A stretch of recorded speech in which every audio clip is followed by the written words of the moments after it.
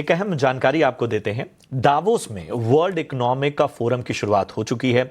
इस बार के world economic forum में किन किन मुद्दों पर फोकस रह सकता है, इन सब पर वर्ल्ड इकोनॉमिक फोरम के एमडी मिरेक ड्यूसेक से खास बातचीत आप सुनिए। It is not one technology, a whole sets of technologies that are exponentially going to market and changing industry and society. And going back to the notion of agency, how do we, as civil society players, as governmental players, of course business as well, how do we have a sufficient agency in shaping how these technologies actually pan out?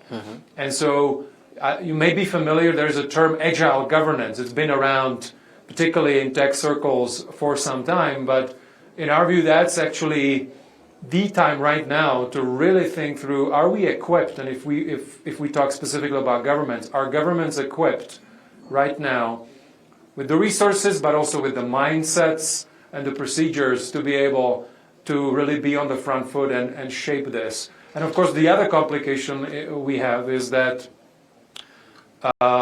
you are seeing in this fragmented world that there is a risk that certain technologies, and we're already seeing it playing out, are actually considered to be more a vector of competition. Correct.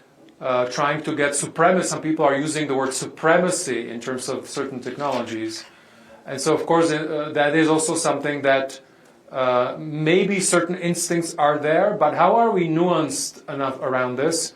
And how can we maintain a sense of agency in this environment? And just to say one last thing on this, it is tough.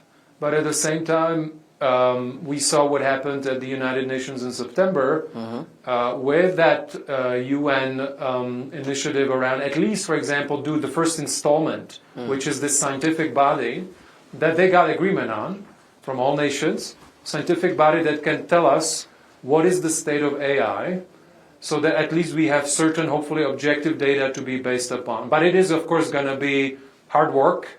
And again, back to the point of how do we reimagine cooperation, multilateralism for the 21st century. Right. Mirek, also, I mean, India remains the fastest growing large economy in the world at this point. In a fragmented sort of economic world right now that we are witnessing, what is your expectation from a large economy like India? What role it can play to increase collaborative efforts as far as global economic development is concerned? I think powers like India play a very important role. Because we, as someone else puts it, we have multipolarity. I mean, that's, I think everyone would agree that we have that. And again, the muscle of multilateralism, the architecture is maybe not as strong or as equipped.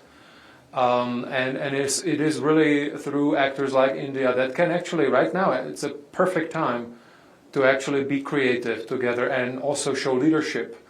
In terms of, okay, what kind of collaboration do we need? And obviously with the size of the economy of India and the diplomatic heft, it is actually a pivotal time for countries and powers like India to be able to shape the future of multilateralism, and they're doing it.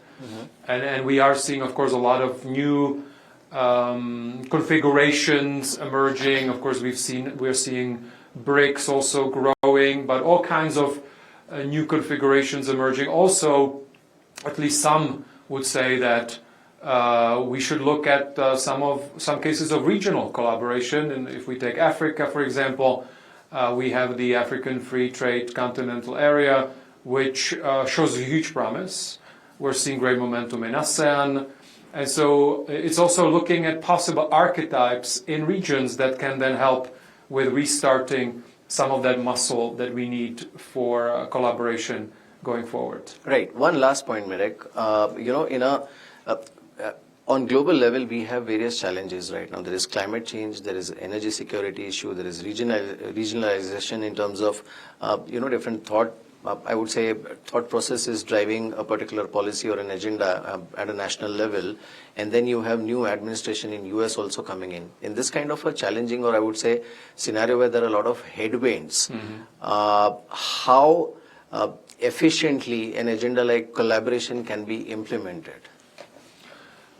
So would you be concerned about the emerging headwinds, I would say? Yeah, no, I think I would say we have no choice but to be on the front foot, have agency, and think hard about how can we get things done in this new world economy. And so this is the spirit that we have.